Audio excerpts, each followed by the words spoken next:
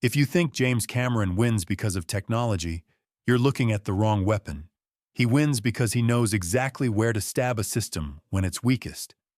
Machines can be powerful, protocols can be airtight, authority can fill the room. But without a moral compass, the whole thing still collapses. And Cameron keeps placing that compass where it hits hardest, in his female lead, standing in the storm, taking the damage, and never winning on luck. This is where his films stop being just movies and start becoming a standard. And a standard is power. Because once three motifs lock together, machines, the woman at the center, and water, the story starts escalating until there's no way out. And here's the scary part. Cameron doesn't let you watch from the outside. He drags you into the clamp. That's why when he chooses to put the heart of a story inside a woman, it isn't trend-aware. It's a power move. He understands something brutal. You can scare an audience with machines, monsters, sound, and light. But if you want them to believe, if you want them to stay until the last second, you have to give them something morally solid to hold on to. So Cameron makes his female lead that anchor. Not strong for the aesthetic. Strong because if she isn't, everybody dies. If the Terminator is the fear of a system that never gets tired, Aliens is where Cameron forces you to believe in a compass. Aliens raises the game to another level. It's not run and survive anymore. It's stay and fight. In a world where the system runs wrong, where the danger comes from what you can't control, Cameron drops a woman into the eye of the storm to do something that sounds simple and is insanely hard. Keep humans human. And here's the first payoff. Cameron's movies have a heart, but it's not soft. It's armored. It beats under alarm sirens, down dark corridors, inside decisions that have to be made when you don't have one extra second to think. And this is where the so-called control king shows himself in full. Cameron doesn't control by making everything pretty. He controls by forcing his characters to choose. He builds situations like a vice. It tightens. It tightens until there's no right option left, only the least wrong one. And when you're watching, you get pulled into that vice too. You're not sitting in a theater as an outsider anymore. You're breathing on the decision rhythm. Cameron also never lets his heroine win on luck. She wins on willpower and endurance. And the structure of that is a slap straight at the system. You can have weapons, procedures, and power, but without a moral compass, you still lose. That line doesn't need to be spoken. It's embedded in the architecture of the film. It's in the way Cameron writes the character. And this is where the three motifs start locking together like gear teeth. Machines are the cold system. The woman is the compass. And water? Water is waiting on the edge, not fully on stage yet, but already present as a feeling. A feeling of being surrounded, suffocated, forced to breathe on the rhythm of a place that was never built for you. Cameron creates that feeling with tight spaces, metal, and pacing, like you're at the bottom of the ocean without ever seeing water. Here's the reset that makes you understand his language fast. Claustrophobia doesn't require water. It's a language.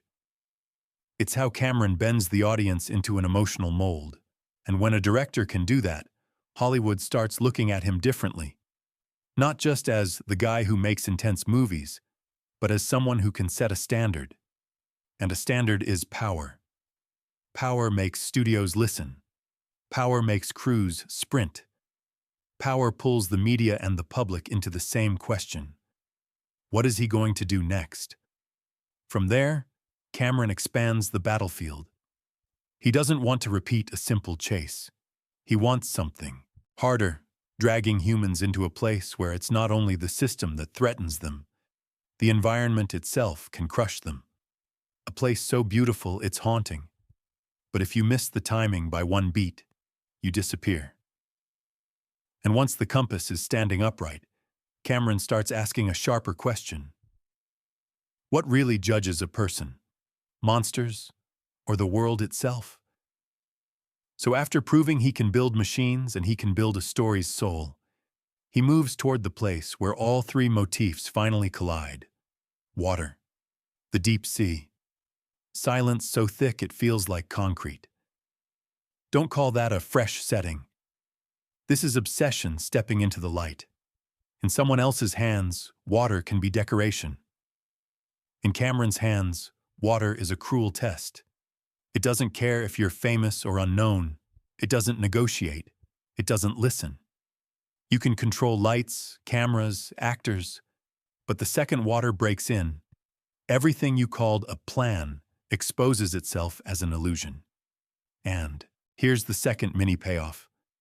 The moment control starts to crack, Cameron wants to touch it even more. The abyss feels like an early confession, not just science fiction, but the sensation of being pressed under something bigger than you. Tight space, heavy breath, pressure sitting on every decision. Here, water isn't just danger, it's a silence that knows how to crush. And Cameron doesn't use that fear to show off. He uses it to drag the story into true survival, where people are forced to reveal who they really are. That's the difference. When there's no escape route, morality finally has weight. And that's why the female lead in Cameron's world isn't just strong. She's the one keeping everything from sliding into a monster. The gears stay the same, but they mesh tighter now. Machines are the cold system. The woman is the compass. Water is the hammer that stamps the verdict. Then Cameron steps into Titanic, and water doesn't tighten anymore. It hits. It breaks. It drives everything down the way truth drives down a pretty story. You can decorate a ship with luxury. You can sell it as a symbol. You can market safety as a feeling. But if the system runs wrong, if one decision is late by minutes, if enough people keep saying it'll be fine, water arrives and cuts straight through, cold as a sentence. And this is where Cameron hits the heart of spin control. The gap between the story the public wants to believe and the reality that shows up when the system collapses. People can dance under music and light. Water doesn't care. Cameron turns water into the one thing you can't PR, can't soften with language, can't distract from. It's physical truth. And it shows up right on time to expose human arrogance. But Cameron doesn't stop there. If Titanic is a slap to the illusion of safety, Avatar is a more powerful turn. He doesn't just tell you a world. He makes you live inside it. This is where Cameron stops. I'm making movies, in the old sense. He builds an experience. He turns technology into belief. He turns a theater into a kind of portal, so you walk in and forget you're sitting in a seat. And here's the next reset. Before, he controlled your heartbeat with tension. Now he controls your senses with immersion. But that's also when the sharpest question rises. Quiet, but cutting. If Cameron can control a fake world this completely, why does he keep getting pulled back to the real one, where nobody can direct anything? And that's where the story bends toward its most dangerous direction. Because after turning water into a sentence on screen, Cameron chooses to step into water in real life.